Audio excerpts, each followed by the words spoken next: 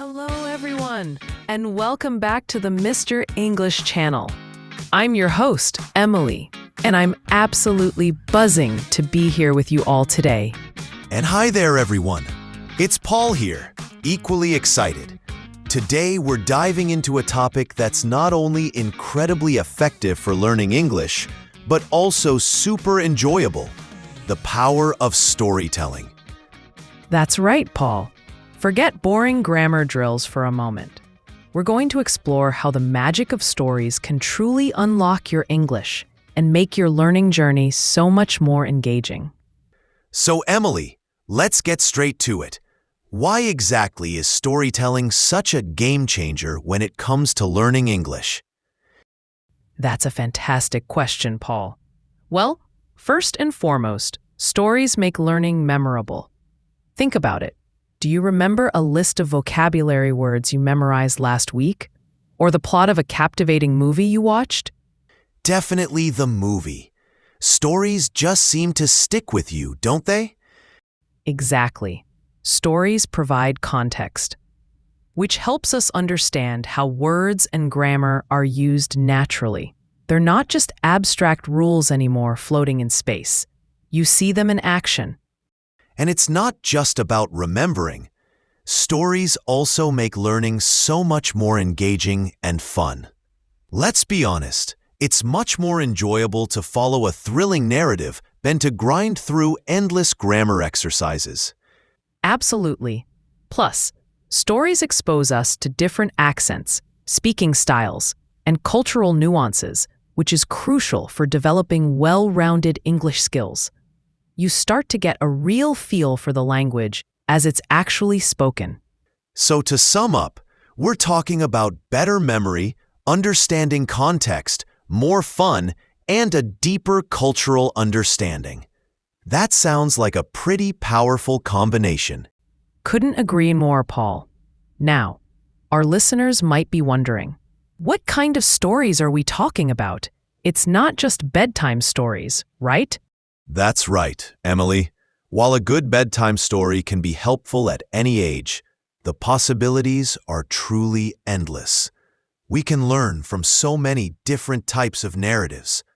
Let's explore a few, shall we? Absolutely. Let's start with fairy tales and fables. Think of classics like Cinderella or The Tortoise and the Hare. These often have simple language and clear moral lessons, which can make them easier to follow for beginners. Plus, the repetitive structures can really help solidify basic grammar. Great point, Emily. And then we have short stories. These are fantastic because they come in a huge variety of themes and writing styles. You can find short stories online or in books, and they're often more manageable in length, so you don't feel overwhelmed. Pay attention to how the author describes the characters and the setting. That's great vocabulary building. Exactly. And let's not forget news articles and reports. While they might seem a bit more advanced, starting with simpler news stories can be a fantastic way to stay informed and learn vocabulary related to current events. Focus on identifying the main facts and how the story unfolds. And of course, a personal favorite for many, films and series. Watching movies and TV shows in English is a fantastic way to immerse yourself in the language.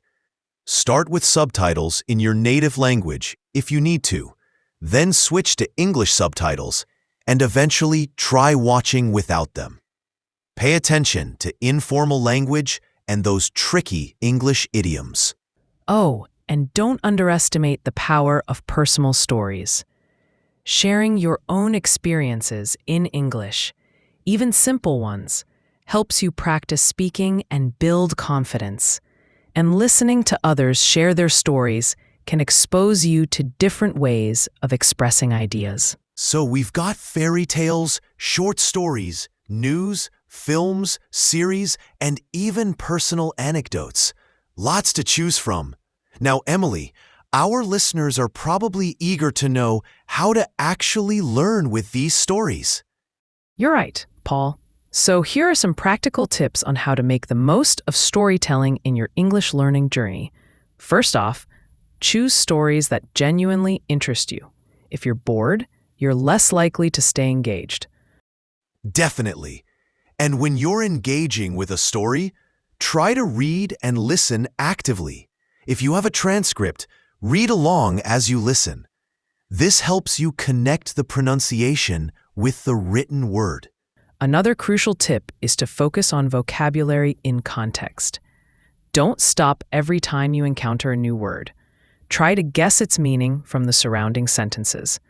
Then, after you finish, go back and look up the words you weren't sure about. Note down new words and interesting phrases in a vocabulary journal. And this is a great one. Retell the stories in your own words.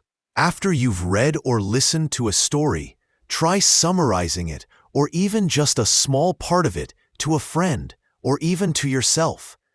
This helps you internalize the vocabulary and sentence structures. Absolutely. And don't be afraid to discuss the stories with other English learners.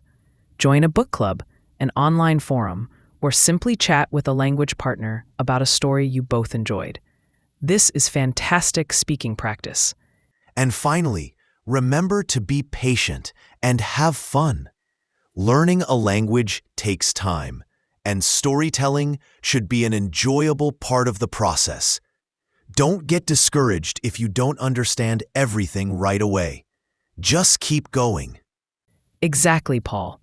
Now, to really bring this to life, how about we share some examples, some little snapshots of people who have successfully learned English through storytelling?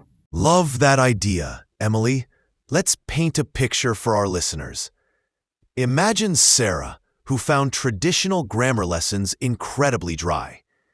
She decided to start reading simple English novels, just for fun. And you know what? Little by little, her vocabulary expanded naturally. She began to understand complex sentence structures almost intuitively, just by following the flow of the stories. That's fantastic. And think about David, who really wanted to improve his speaking skills. He started watching his favorite TV shows in English and actively tried to mimic the dialogues. Over time, his pronunciation and fluency improved dramatically, and he even picked up on some cool slang that you wouldn't find in a textbook. These stories really highlight how immersive and effective storytelling can be, right? It's not just about passively consuming content. It's about actively engaging with narratives. Absolutely. So, to recap, Paul, we've learned that storytelling is a powerful tool because it makes learning memorable, contextual, and fun. Exactly. And we've explored different types of stories you can use and shared practical tips on how to use them effectively.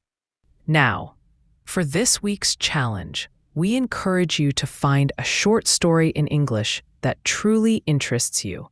It could be anything, a fairy tale, a news article, even a scene from your favorite movie. Read it or listen to it, and try to identify at least 3 new words or phrases. Then, try to use them in a sentence of your own. Yes, and please do share your progress with us on our social media. We'd absolutely love to see what you're learning and cheer you on. Thank you so much for tuning in to the Mr. English channel today. We really hope you found this episode helpful and inspiring. Join us next time when we'll be discussing essential English idioms and how to use them naturally. You won't want to miss it. And don't forget to subscribe to our channel so you don't miss any future episodes packed with tips and tricks to help you master English. And if you enjoyed this podcast, please leave us a review. It really helps us reach more English learners around the world. Happy learning, everyone. We'll see you next time.